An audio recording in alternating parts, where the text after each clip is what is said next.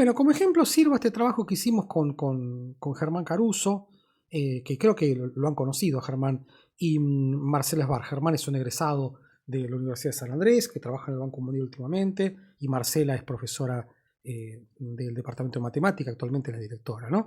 Se llama Deprivation and the Dimensionality of Welfare, a Variable Selection Cluster Analysis Approach, en donde está en inglés, pido disculpas, no tuve tiempo de traducirlo. Nosotros trabajamos con una encuesta que se llama Gallup World Poll, ¿no?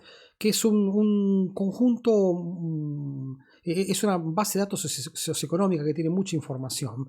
La habíamos trabajado antes en un trabajo con Leo Gasparini y tiene muchas variables que definen el bienestar. Entonces, nuestro punto de partida, para simplificar, fueron 15 variables que, de acuerdo a este trabajo que habíamos hecho antes con Leo Gasparini, notamos que más o menos define al bienestar. Y estas variables hay variables monetarias, por ejemplo el ingreso, variables no monetarias como el acceso a agua, electricidad, y también teníamos algunas variables subjetivas, por ejemplo si la gente se autopercibía como rica o pobre, etcétera, etcétera, ¿no? Entonces, lo que nosotros queríamos era buscar alguna forma de identificar a los pobres sin tener que definir una línea de pobreza.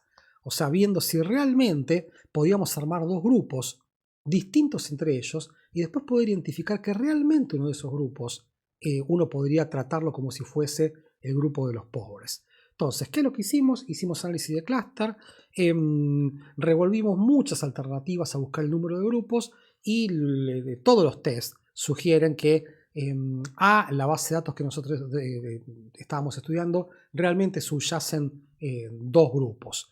La otra cosa que hicimos es implementamos una batería de test, en particular estos tests multivariados, lo que se llama Komodoro-Smirnov, para ver que realmente estadísticamente, si bien había dos grupos, esos grupos son significativamente distintos, ¿no? Y la otra cosa que hicimos fue chequear económicamente que uno de los grupos presenta valores sustancial y sistemáticamente menores que el otro en todas las variables, o sea que son económicamente diferentes, de modo que, ok, encontramos dos grupos, pero estamos dispuestos a decir que uno de los grupos está a los pobres en un sentido multidimensional y el otro contiene a los no pobres, ¿no?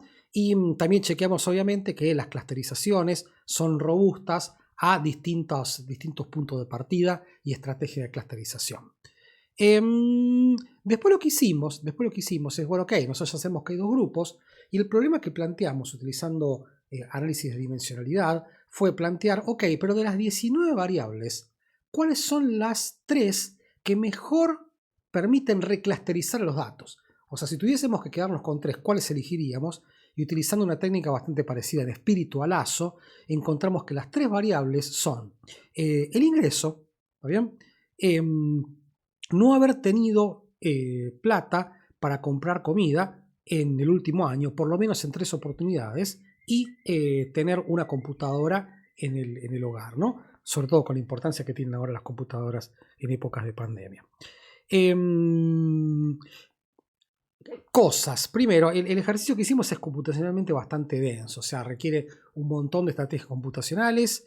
Los resultados no agregan mucho con respecto a estudios anteriores, pero sí dice cosas que son interesantes. Primero habla de la multidimensionalidad del bienestar. ¿Por qué? Porque si fuese cierto que el ingreso es suficiente para captar el bienestar multidimensional, entonces la única variable que hubiésemos retenido nosotros es el ingreso, pero tuvimos que retener dos más, ¿está bien? O sea, tuvimos que retener 3 variables en una sola. Entonces, esto habla de la idea de, primero, que el ingreso no es suficiente y que para captar a la pobreza multidimensional tuvimos que recurrir a más de una variable.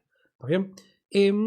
Si solo hubiésemos trabajado con el ingreso, o sea, si hubiésemos descansado en caracterizar a los pobres solo utilizando el ingreso, el 40% de aquellos que nosotros encontramos que son pobres en esta forma multidimensional de captarlos, o sea, de asignarlos a grupos, son asignados incorrectamente. ¿Bien? Y 54% de las personas en el decil más inferior de la distribución del ingreso son clasificados como multidimensionalmente pobres, o sea que es relativamente poco, ¿está bien? Porque los que están abajo de todo deberían ser pobres, pero esta proporción, este error, decrece con el ingreso. Ahora fíjense la siguiente cosa, lo que está diciendo esto es que la relación entre ser pobre y el ingreso es débil, al punto tal que esto no es 100% ni cero. Lo que dice es que el ingreso tiene una relación con el bienestar, pero no es tan fuerte como mucha gente sospecha, ¿no? Después encontramos que cuando hicimos rankings, por ejemplo en Honduras, nos da muy dispar el bienestar medido multidimensionalmente y con el ingreso. ¿Qué significa eso? Hay muchos pobres multidimensionales y pocos pobres de ingreso, pero resulta que en un país como Argentina nos da una cosa muy parecida. O sea, aquellos que son clasificados pobres en base a sus ingresos tienden a hacerlo también en base a el bienestar multidimensional, o sea, mirando todas las variables, ¿no? ¿Qué es lo que aparece en este trabajo? Bueno, primero que encontramos un grupo, ¿está bien?, que uno estaría dispuesto a decir que son los pobres, ¿no? Y esa coherencia tiene que ver con una coherencia estadística, o sea, satisface el análisis de clúster de encontrar un grupo que es homogéneo dentro de sí mismo y heterogéneo con respecto al otro, pero que además son grupos económicamente distintos, ¿no? Después lo que hicimos fue reducir las 19 variables a un pequeño grupo de 3 que se pueden interpretar muy rápidamente, ¿no? Y el resultado, el hecho de que hayamos mantenido más de una dimensión, sugiere efectivamente, habla de la multidimensionalidad del bienestar y de las dificultades que tiene el ingreso per se en captar correctamente el bienestar.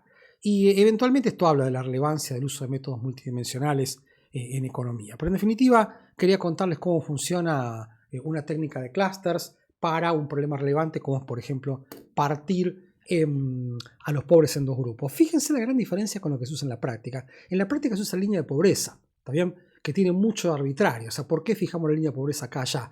Lo que hicimos nosotros es armar grupos de pobres y no pobres sin definir ex ante qué significa la línea de pobreza, sino significativamente definir, mira, ¿qué son los pobres? Es un grupo de gente que estadística y económicamente es distinto del resto, en el sentido de que los pobres son personas que están más deprivadas de muchas dimensiones, no solo el ingreso. Así que esa fue la contribución de nuestro trabajo. Bueno, eso es todo. Como siempre, insisto, revisen todo, fíjense las dudas que tienen, las vamos a discutir en nuestras reuniones sincrónicas. Nos vemos, ¿eh?